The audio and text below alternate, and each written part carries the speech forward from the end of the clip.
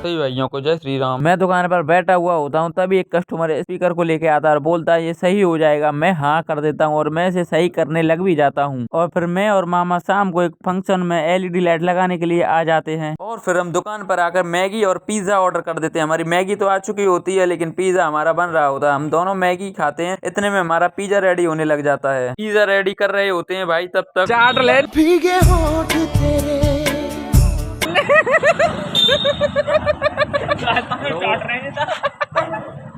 चाट को दोस्तों ये मेरे दोस्त हैं, ये सारे हमारे दोस्त हैं, परम मित्र हैं। मुँह चाट के दिखे। पिज्जा बनकर आ चुका होता है, हम दोनों ने पिज्जा खाया और फिर मैं निकल जाता हूँ मदन भाई को लेकर, जो दिन में मैंने और मामा ने एलईडी लगाई थी उनको खोलने के लिए।